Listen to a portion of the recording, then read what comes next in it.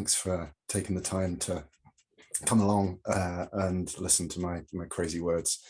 Some of you may know some of the poetry that I write. There was this poem, Sometimes a Wild God, that you may be familiar with. It came out a while ago now. And it's lovely to be back here. This event is really a chance for me to kind of reacquaint myself, or to be reacquainted with your network. I'd like to be more involved. Life is, as it is for most of us, crazy and getting crazier all the time. But I see you're doing good things there. And so, yeah, thank you again for coming along. My plan is to read a bit of this new book that's coming out from Hedgespoken Press, which I also run. So it's kind of self-publishing with a bit of kind of gold leaf on it. It's a small press. And then probably take some questions about the writing, or about any other aspect of my work, whatever you're moved to ask. I'm usually pretty open to speaking about things, so don't be shy. And I've got a couple of poems as well, if you fancy hearing some poetry at some point. Some ones that haven't really made it too far out into the world yet. So yeah, here we are. And this new-ish book, it's a new book in the sense that it's just coming out, but it's based on a piece of work I wrote about 11 years ago, something like that now, for a project, an interesting project, in which there was to be a central story, and then I think 9 other stories that overlapped it at different points, and I was asked to write the central story.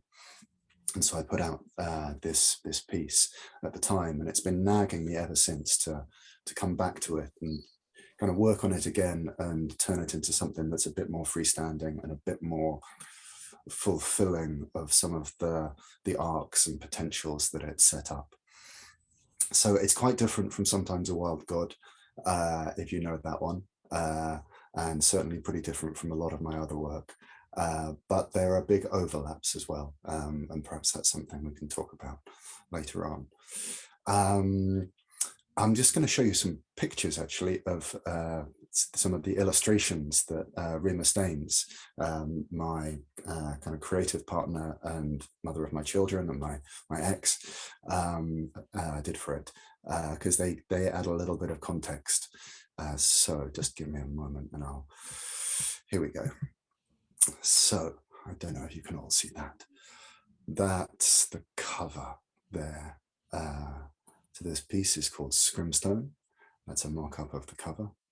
And that's the back cover there. I'm not going to let you read what's on the back cover, because I'm just about to read that to you.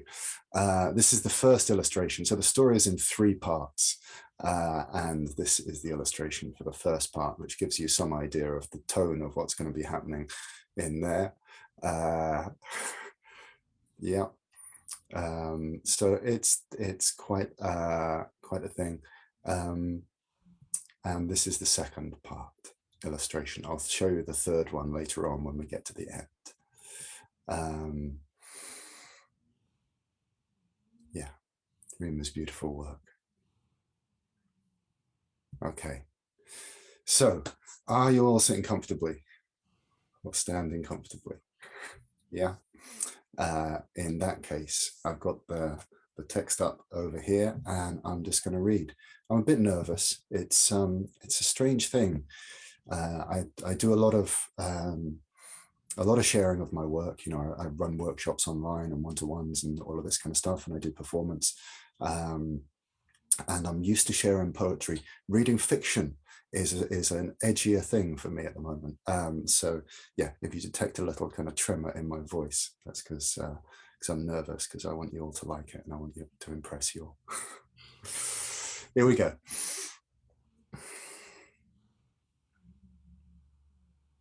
Listen to me. I wasn't born for birthday parties and clean handkerchiefs or scented candles in the bath.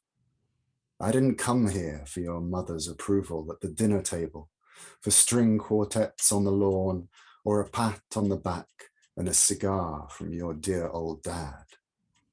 No, I was born for blood and feathers on the roadside, for sea shanties that end in knife fights and the smell of kerosene, a woman's hot breath by the harbour walls at dawn.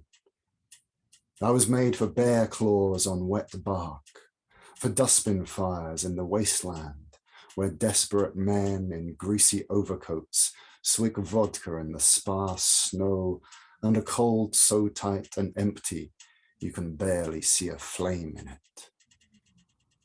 I was born for broken glass and sticky hands and imperfect love imperfectly made, for riding the rusty trains home in silence at dawn when the last-ditch grail quest has failed. In my story, all the knights have spent their blood and wine on wrong questions asked in the wrong places, and the bars are all closed and no one's singing now. Mine is the kingdom of the broken promise. Mine is the kingdom of love letters returned to sender.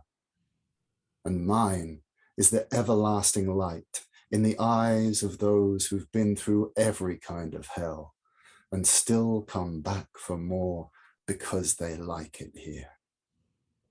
So, listen to me, child. Put down your embroidery. Come closer. I've got tales. Part 1.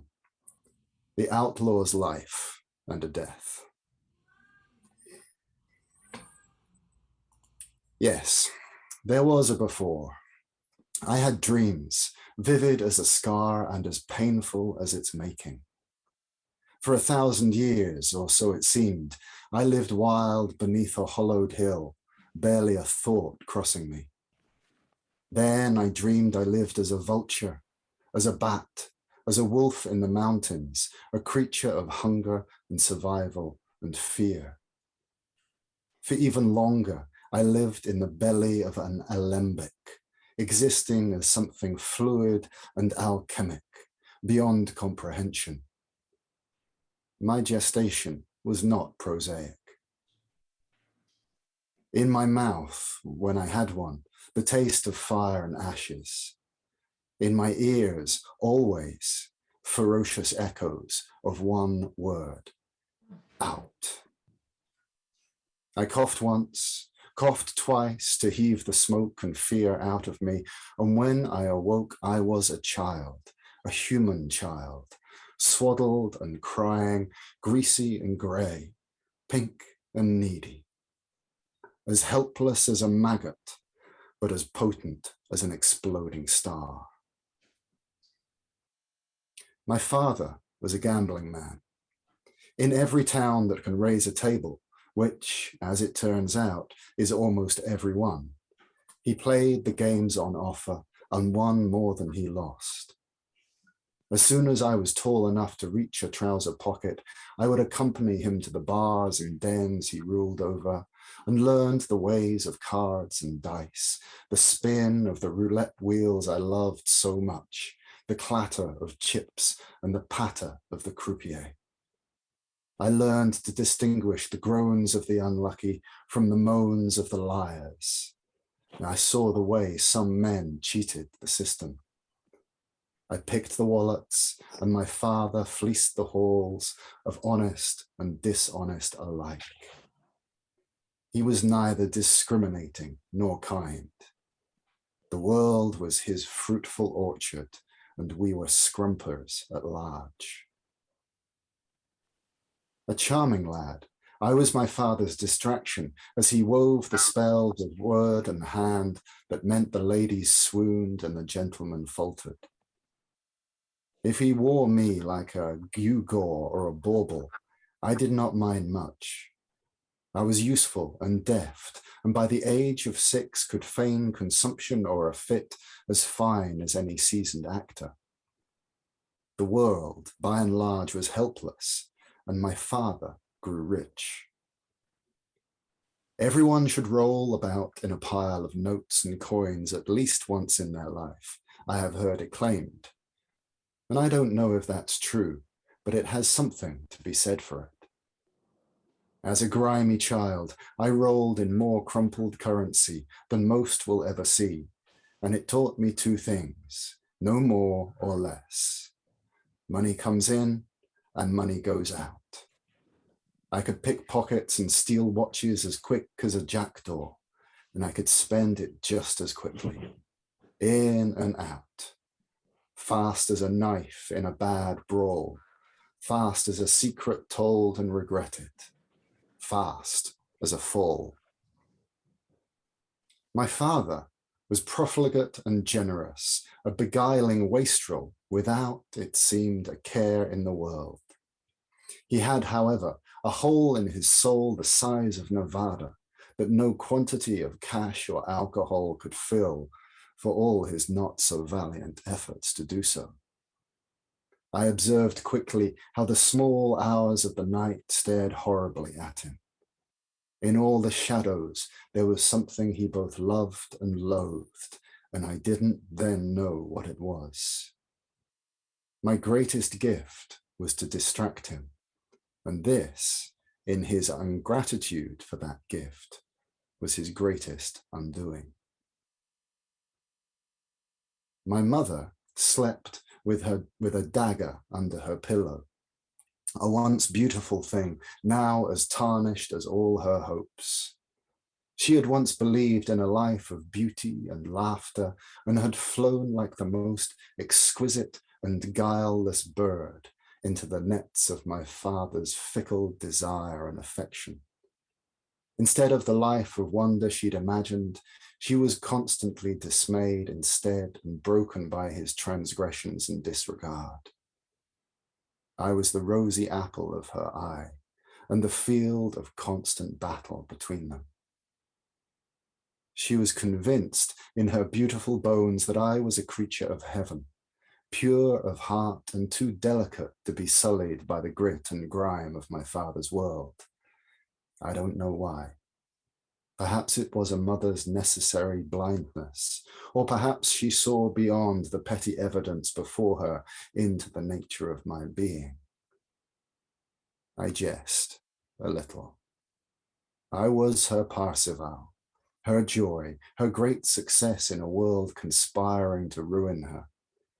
Her green eyes were magical objects, whose great and cruel gift was to see the wonder of the world and not the terror and disaster of it all. It was she who, in the face of my father's indifference, had me baptized. I wish there was a photograph. If the water did not appear to steam and boil, I swear it did for me. All my dreams of fire and the greasy tugboat fury of my infancy were washed off. I was left dreamless and ferocious and pure and furious and pure, and for this kindly act of my mother, bless her dear dead heart, I never quite forgave her.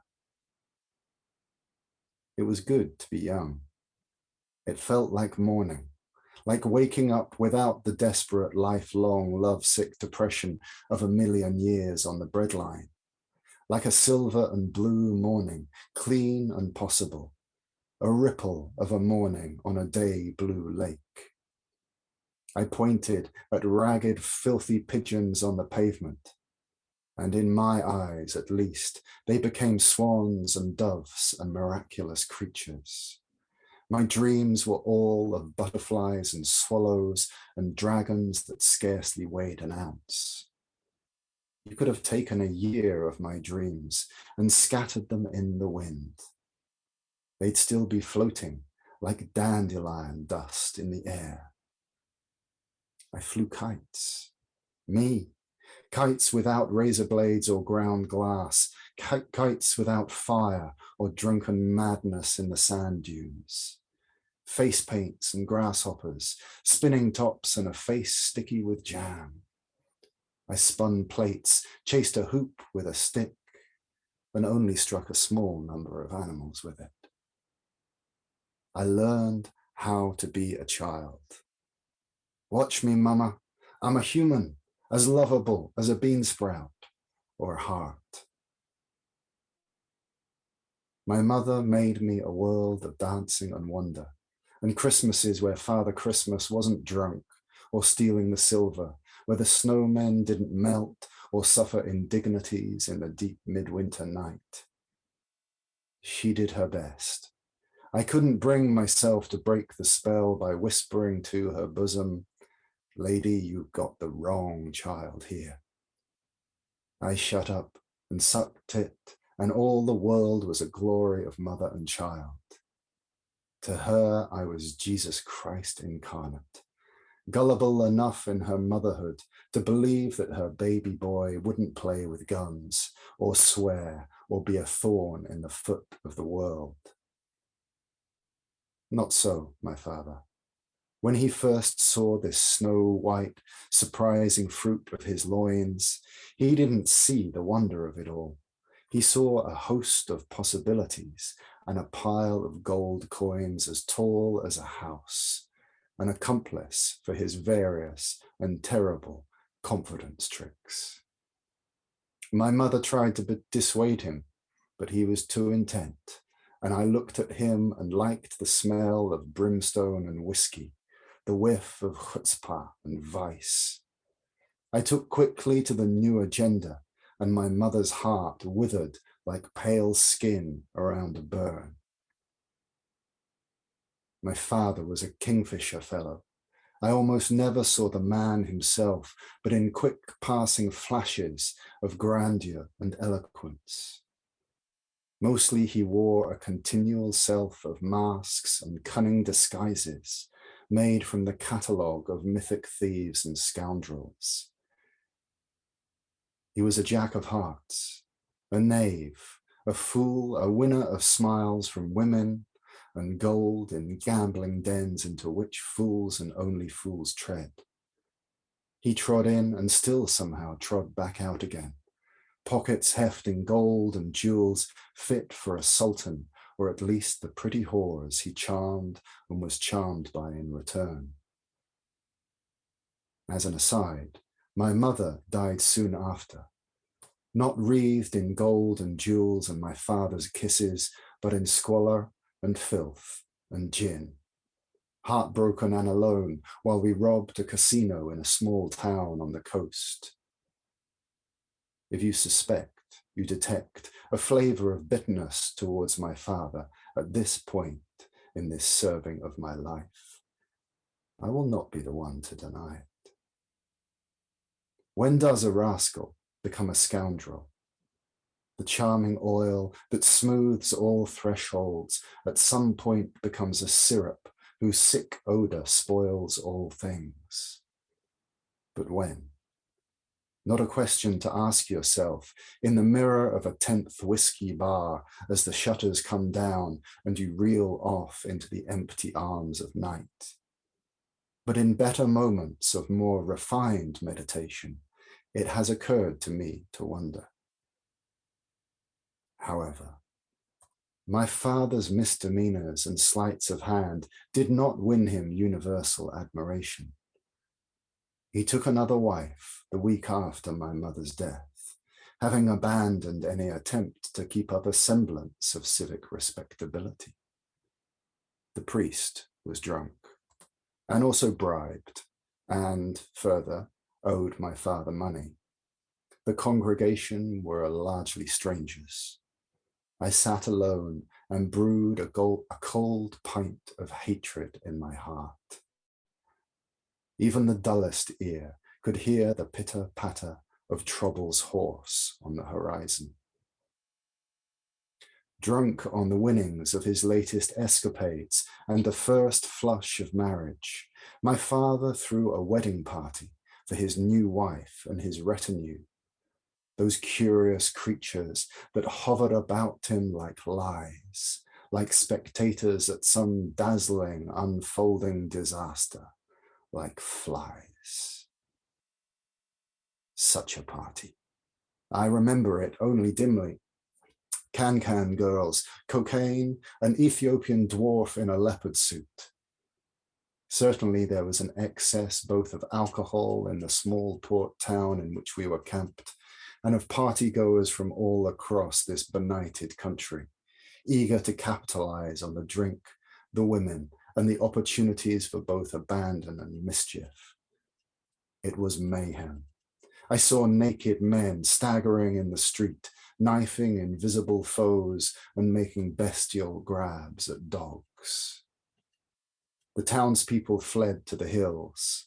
Saturnalia or carnival, yes, but with not a hint of sweetness to be found. It was the bacchanalia of the damned, and I, by then inured to the excesses of my father's men, moved through it like an eel. I kept my wits about me.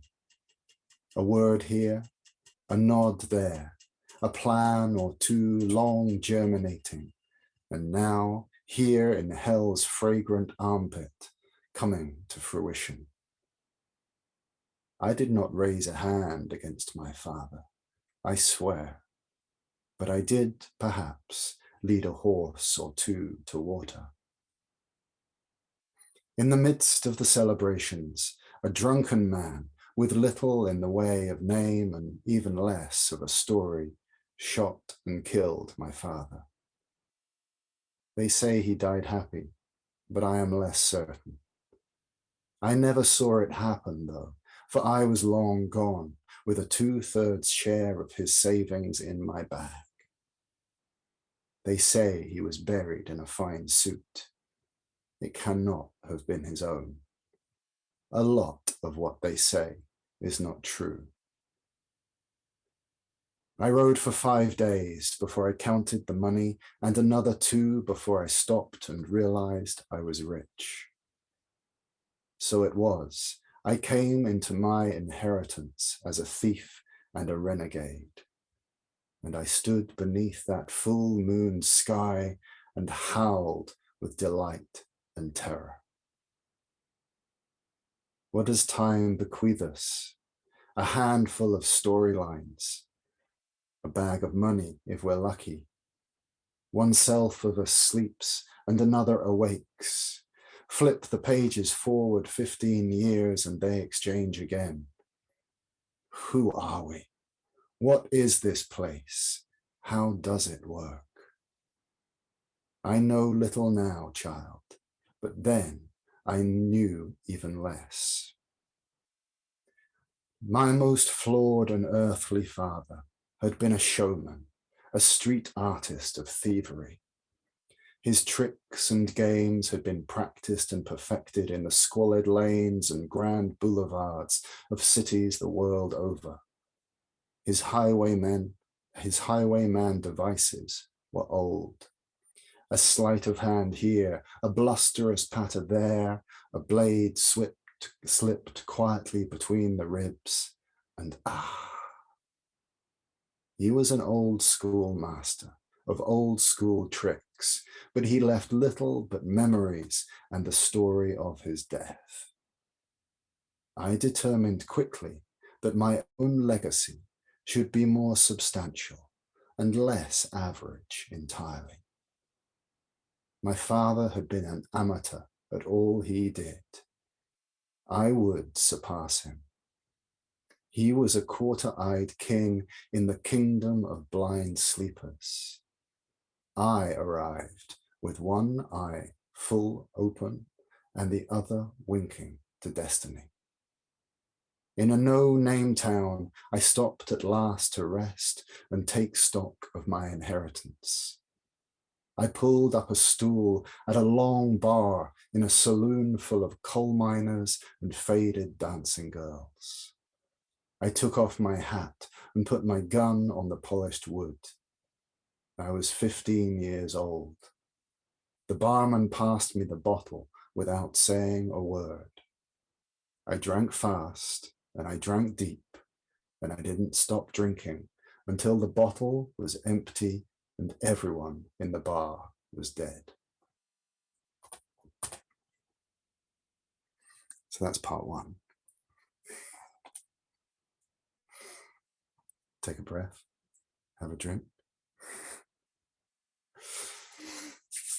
Part 2. It's called A Circus is a Church.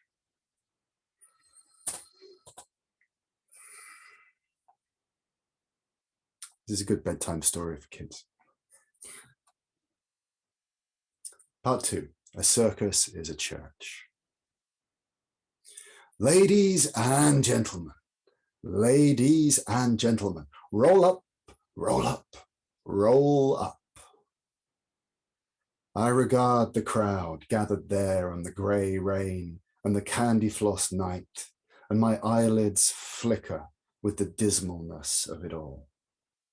Look at them, content with so little, and yet content with so much discontent in themselves. I cannot fathom it, cannot, will not. So much could be theirs, so much wonder, so much passion, so much life. They accept a thin wafer of it, a bowl of gruel with a tip of their hats in thanks. Why not bow to or curtsy, kiss their master's feet? Their lives could be a feast. I hate them for it, for their acquiescence to such a shallow plot of happiness. For this, what do they receive? They are used by governments, by business, by bankers and money men to play their parts in the machine of it all. They enter into such one-sided bargains, and I will not let it go unsaid. It leaves me with despair and a curse for the one who left me here among them. Does he hear my curse? I do not know. He has plugged his ears, it seems. Do not miscast me as a villain. Not yet. Curse is, I admit, no more than the curse of the rejected lover towards the spurning beloved. Before I was young, I was a blade of grass, a hawthorn leaf, a wide-eyed sprite. The first flame in a fire, a drop of rain in the dust. Gladness dripped from me, soaked the air. Now, time's fruit is a bitter harvest for a man who dreams of grandeur. Such greatness that comes is not enough, and true greatness is never known by those it touches. I have had both grandeur and greatness. One I grew out of it, the other sneaked up on me. I should have heard it coming. A highwayman or a robber simply steals. He robs and gives nothing back. I aspired to do better and was inspired in my turn. This great and twisted performance that is life was going to be a show. You might well say the greatest show on earth. And yes, I founded a circus with a bag of gold and inherited the earth for my investment. What happened next? My circus traveled the 4 kingdoms and the thrice 9 lands, bringing joy to those whose lives were so tarnished as to be polished by such a meager smear of laughter as the pathetic clowns could offer, or the dubious wonder of acrobats who were, to be honest, more flexible with the truth than with their bodies. But audiences gasped and sighed and traded coins for distraction and a pale reminder of something they'd once possessed. Our circus was not, I should add, anything more than a cover for nefarious dealings, brazen housebreakings, and petty cons. This in itself, nothing new. Circuses have been thus since time immemorial. Not all circuses, no. But these thefts and scams were themselves nothing more than an excuse for my true business and my one and only calling. Welcome to the Church of God the Faithless. What just God would leave you here alone? What righteous God would be neither just nor seen to be just? He has abandoned you. Does he still prove himself to be worthy of your praise? No. God exists, but he has wearied of you. This God is both faithless and absent. We are on our own. I can still remember the faces of my first congregation in a river meadow at dusk. Drawn by bribes of mead and cigars, they came in their ones and twos, Bruegel-esque peasants with faces like Brussels sprouts, drunk-eyed and up for a show. They drank the mead and smoked the cigars. My words went into their ears like smoke and honey and suffused through the hollow places in them. The next day, a few more came in dribs and drabs. Word spread. The next day, a trickle, then a stream.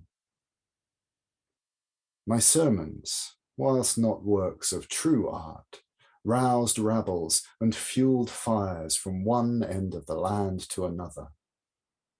My purpose was not art itself. I wished only to inflame and impassion. I was that most dangerous of men, a charismatic orator without morals, an anarchist without a cause. Or so, at least, it seemed. A little child asks me, "Is it true that God does not love us?" What can I say? I look at the tiny boy, swaddled in rags and only the thinnest scrap of a life. Snot has trailed through the soot on his face, and he has a knob of bread in his little fist. Life could be anything for him, but he will die in the brick factory that opens here in 10 years' time. What can I say? God does not love you.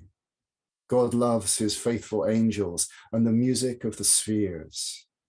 Our lives are not of interest to him. He's a snob. Here, though, look, there's a coin behind your ear. How did that get there? God put it there? No, no, I put it there. God has left you here alone. Who will you turn to? You, sir? No, don't you dare. Tempting as it is to take such simply offered allegiance, there are greater prizes that require the sacrifice of lesser satisfactions.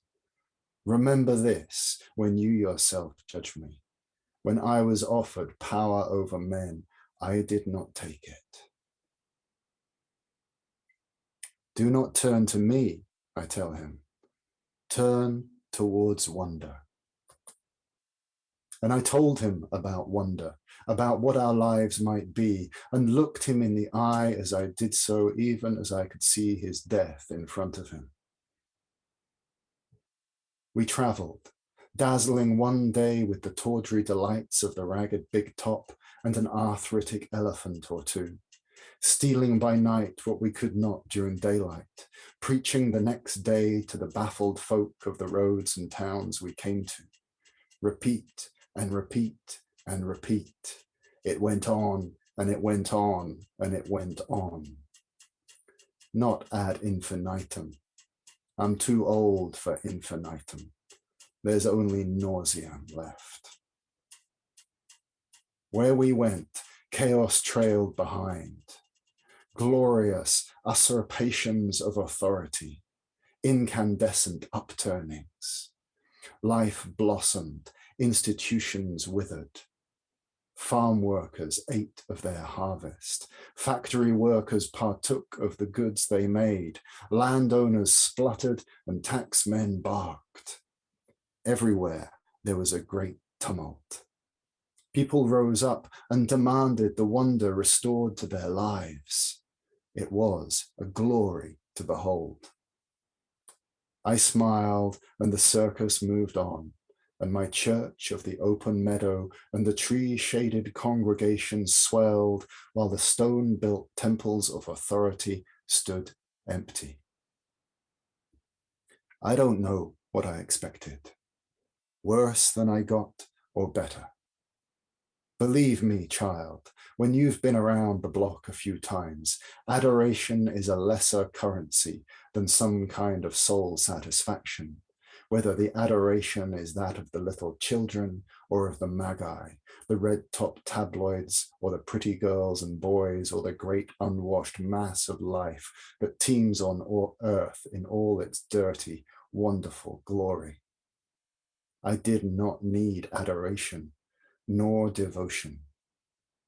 Some tried, though more tried murder. Have you ever listened to the radio in the middle of the night and heard grown men screaming for your death? It is quite the intoxicating cocktail of sensations. The first time a man tried to kill me, I was 9 years old. I am no stranger to murder, as you know by now. But the first time a witch turned out and tried to lynch me, I felt a thrill that is difficult to describe. I remember thinking, now we are talking. This is the life. I have made an impression. This is a real life. So the squawkings of the radio hate men and the occasional spittings upon us in the denizen dark streets didn't surprise or worry a hair on my head, nor fist attacks of drunken, broken men in the night. I laughed. I loved it, yes. And when the churchmen turned their spittle-flecked fury on my own ragged church, I was delighted. Progress.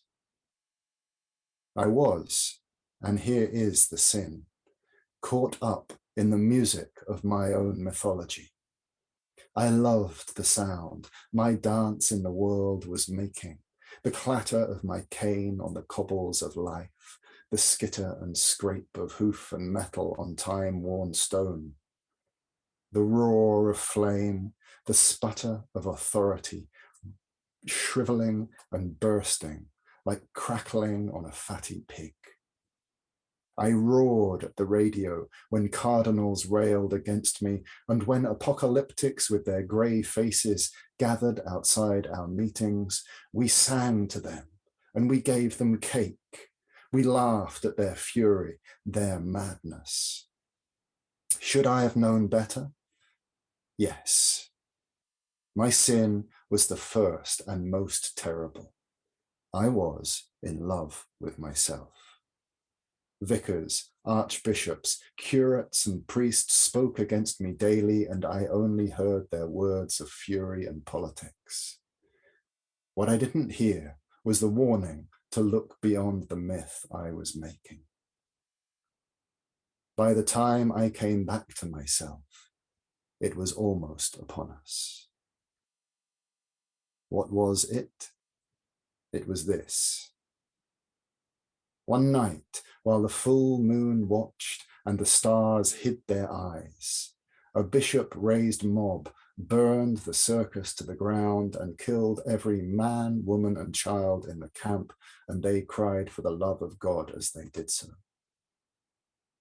I would not like to be in their souls when the chips are down, or even when the next day dawned as sober and thin-lipped as the muse of a magistrate.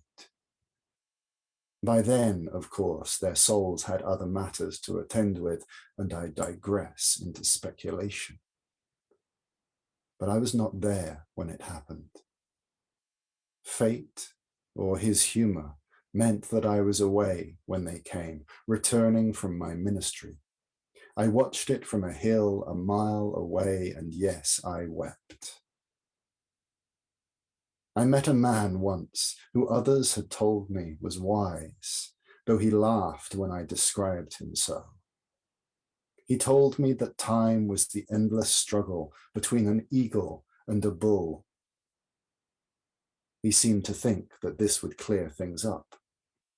When I raised my eyebrows, he laughed again and said that time was the eternal dance of tension between heaven and earth.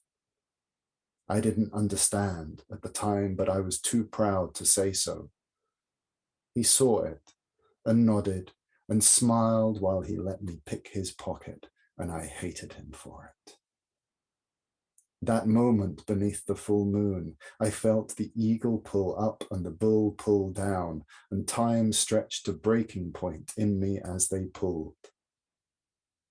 The stars and entropy each grabbed a corner of me, and I thought I would tear in two as I howled at the sky and wondered where home might be in this desolate universe. I am not an unkind being. I felt the deaths of each of my companions like glass and a punch in my heart. That would have been enough, but what hurt most was the crime against wonder, the murder of joy by hate. A man's life comes to a point and shatters. The commonplace dissolves in the eternal, and everything is begun again. It is not innocence. It occurs in the depths of disaster, the extremity of cataclysm. Something gives way and surrenders. It is the other side of experience. It is the place where the whole damned circle begins again on another level. And if you don't know what I'm talking about, just wait another 20 years and a burial or two, a breakdown, a divorce or disaster, or the tidal wave of humiliation. We all come to it. There is a time when everything falls away. This was mine. I came back to myself as the music of all my glorious play scratched to a halt in the burning and the screams, and I looked towards heaven, and through my tears I saw the bull and the eagle pulling life towards earth and towards heaven, and I wondered what the wise man had to say about hell. I opened the palm of my hand and watched my life scatter in the wind like sparks from a great fire. When a man or a woman stands as tall as they really are, this world should shake and gasp. We are giants on the earth, cowed by the forces of darkness and the belief that we are dwarfs. In the night, with all my life unraveling about me, I stood to my own full height and walked down the hill to face the mob. I unfolded my wings and unsheathed the sword that I was given when the world was very young. Yes, the earth shook. Yes, it gasped in wonder and in horror. Yes, there was blood. I cried for the maddening wretchedness of the world, and then I let it all go. When it was done, I buried my sword beneath a thorny tree, and I walked on the scorched earth and regarded the ruins of my work. Do not misunderstand me, though. I did not lament the destruction of the tatty empire I had made. I do not have it in me to harbor regret of this sort. The past, some say, is dust. I know better than that. The past, I say, is a ribbon, a Mobius loop brocade of what was. It gyres in space and time in mysterious ways.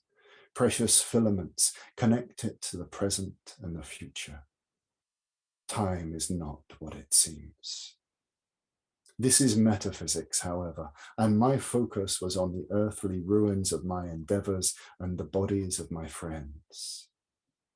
And for the latter, I did lament.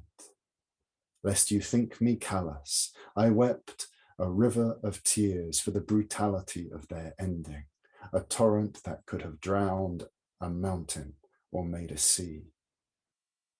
I walked, weeping and cursing my own foolishness, and there, in the fire-blackened heart of the camp, I found what I was looking for. When I had taken out my sword, I put down all memory making. The earthly conscience I had been trying on for size fell full away. I was not merciful or kind, but I was just, terribly just. But there in the smoke and the stench and the blood-soaked ground, I found the soul of the bishop who had incited murder. In the fury of my vengeance, I don't remember killing him in turn, but kill him I most certainly did. His soul, however, was not quick to shuffle its way into another life. Was it fate or luck that led me to it? The answer to that question depends on how you regard this tapestry of time. And that, in turn, makes a difference when it comes to justice.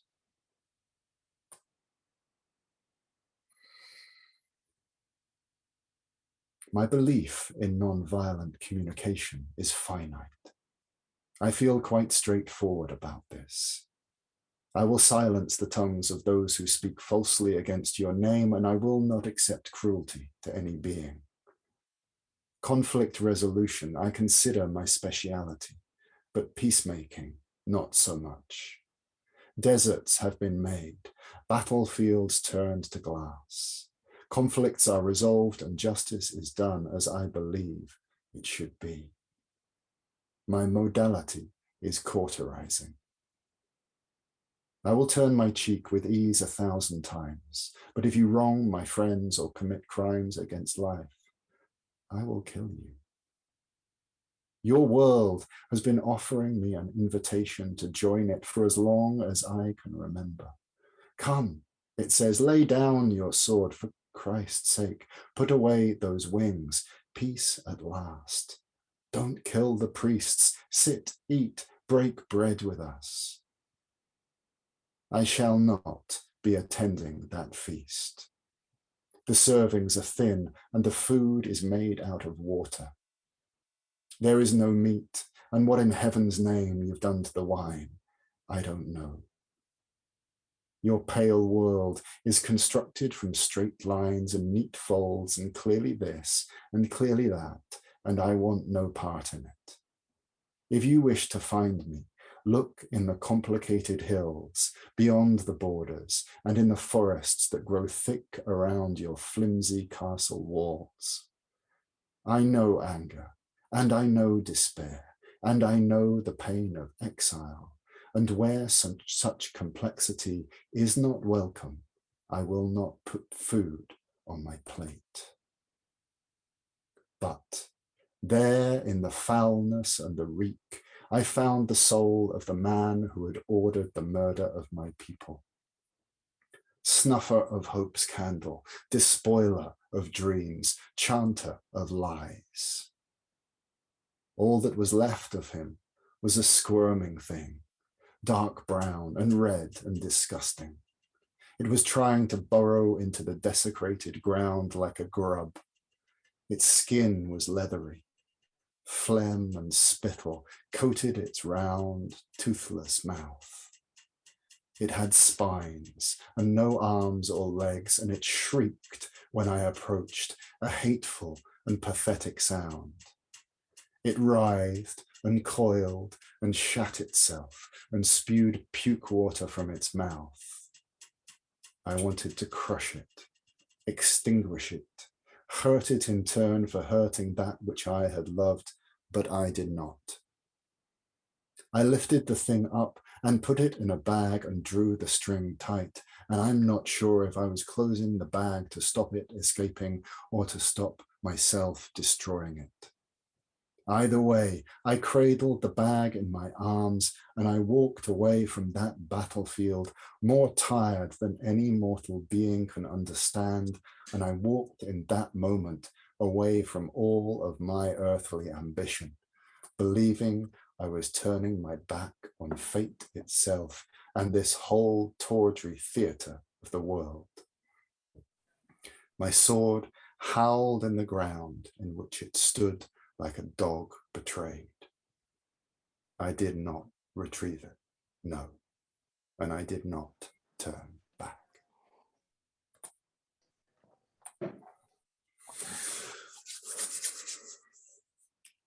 That's the end of part 2. And there's a third part called His Silence and the End of Time. And I'm not going to read that one to you because it's a bit too much all in one helping. And I would like to leave some suspense, although I'll probably post the whole thing on my website at some point once the book is out. Thank you for listening.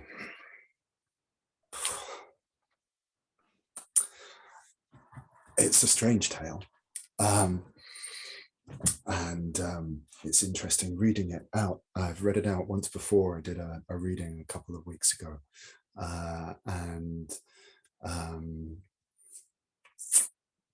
Yeah, it's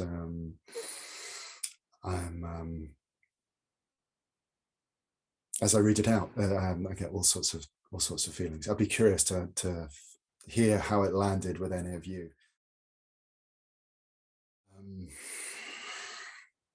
A lot of different writing has been coming out, and a lot of it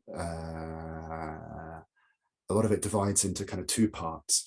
There's the kind of work that I consider kind of real deep alchemical work, where it's important to me to kind of refine it and get it to the best quality that I can. And then there's other work which I kind of write late at night or early in the morning, and then I put out on Instagram or Facebook or whatever. And it's really interesting to me the different functions that those 2 streams of work have. One is like kind of my internal alchemy. The other is seems to do some good in the world, and is often the poetry that people have the most immediate reaction to, and I get a lot of messages about.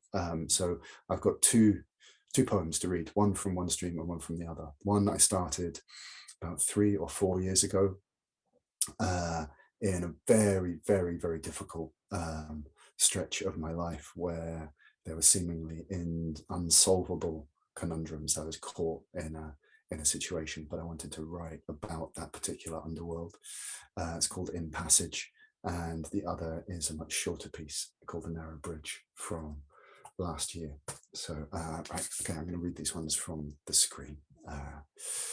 So I will look as though I'm staring at you. So this is called In Passage, and it's not in any collection yet, but it'll probably come out at some point. And yeah, this is for anyone in the underworld, or who's been in the underworld, or an underworld, or who has friends who are or have been there. I had a picture at some point of putting out a little book called The Little Book of the Underworld as a gift for those who are down in those underground chambers. And so, yeah, this will be in it, or some form of it. In Passage.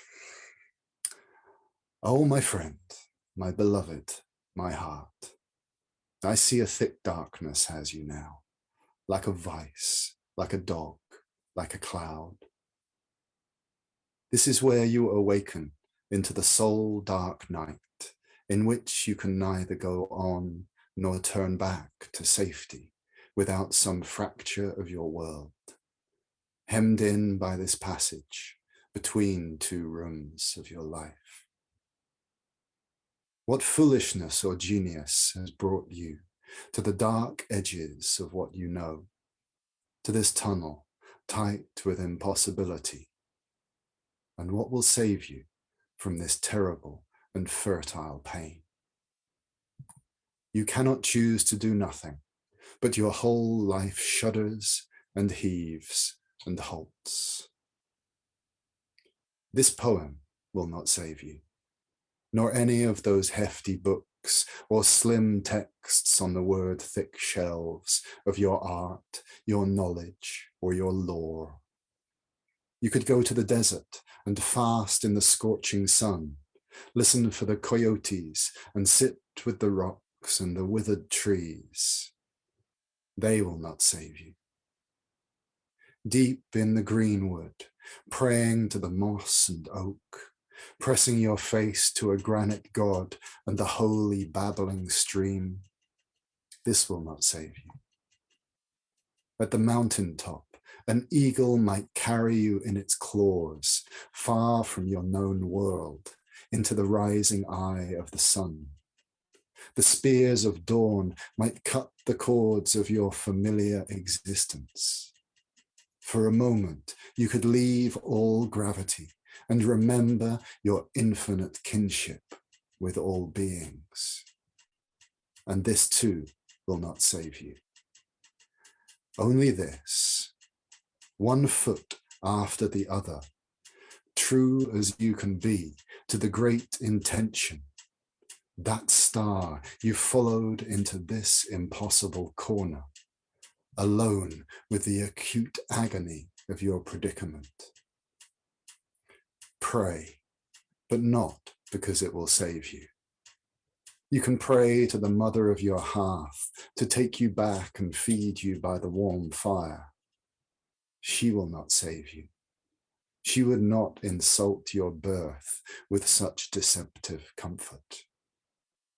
You might pray to an everlasting divinity, but they have no sway in this crooked valley.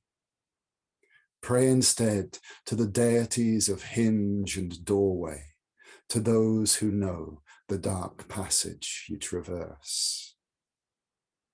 This rack, this vice, it is not made of cruelty.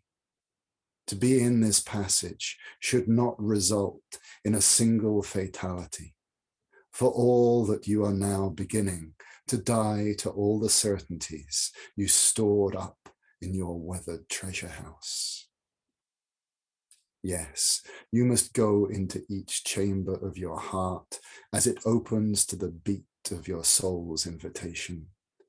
In each one might be the orphan with the feather that will, in time, carry you back into the air.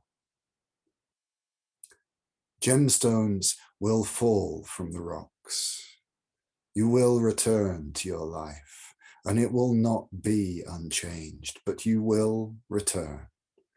And one day you will barely recognize your hands in the daylight. Hold fast in the dead of night to unknowing, though this too will not save you. What then? Time, my love. The universe unwinds constantly, and this pain will have its resolution, for all your world might be shattered, like a child's snow globe you thought was the entire cosmos. Time is your ally now, and grace. Let them work you like a bellows, like the breath or pulse of an unknown god, or the apocalyptic womb of your true and boundless mother. Here is the secret, although knowing this will not save you from the suffering of this passage. There is an angel at your side, invisible and dark and radiant in unseen color as an ancient exploding star, whose promise through eternity is to not save you from your miraculous and unstoppable birth. So that's in passage, and the other one's much shorter.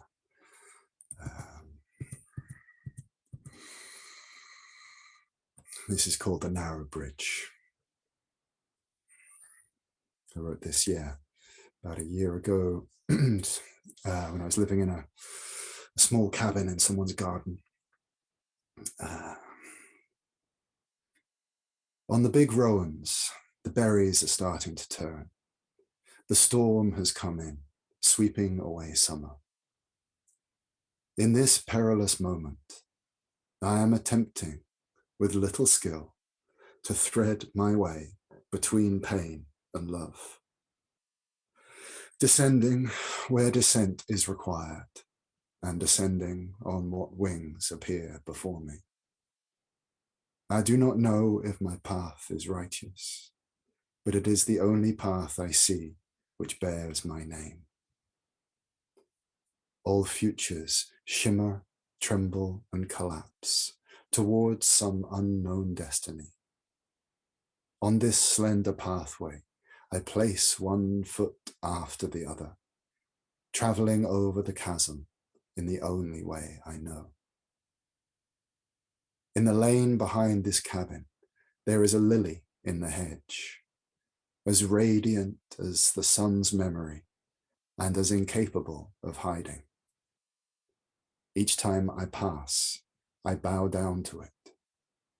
Blown by wind, doused in rain, its beauty and hopeless hope remain.